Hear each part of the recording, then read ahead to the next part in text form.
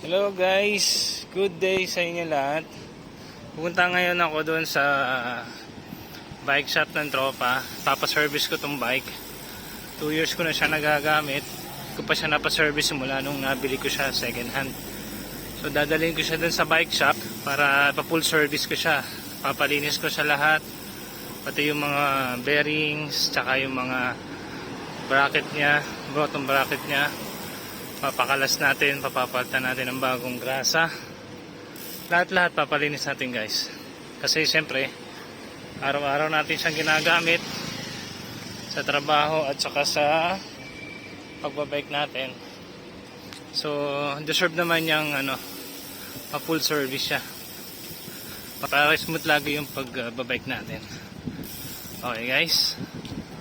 So, dito lang yun. Dito lang sa VIP Satwa, ayan, tropa natin.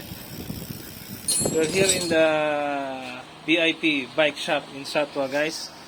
Ito po yung may-ari. He's the owner. Your good name, brother? Joel. Joel. Ayan. Papa-full service natin yung bike natin guys kasi 2 years ko na siyang hindi naka-service. So mula nang binili ko siya guys. Ayan. Tatanggalin lahat yan. Lilinisin. Ayan. Ayan guys, katatanggalin na ng bracket ko.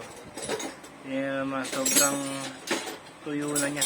Buti na lang, hindi pa nasisira yung bracket. Bottom bracket niya. Ito yung tuyo oh. Kita niya. Parang kagrasa-grasa. Ayan. Lahat yan, dilinisin niya yan guys. Ito nalalinisin yan.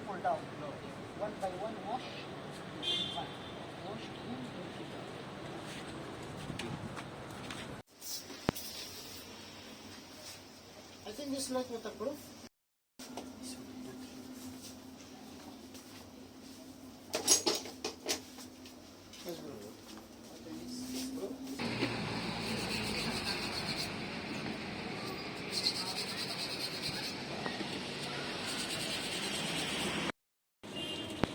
Tapos ng full service yung bike ko, malinis na.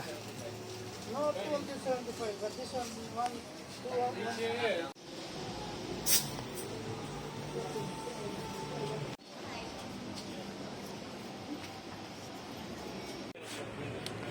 Pinalinis ako dito.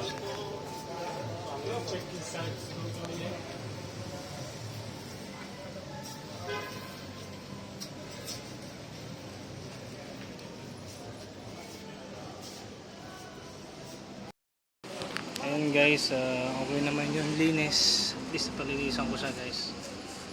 Okay naman siya. So, parang bago na ulit.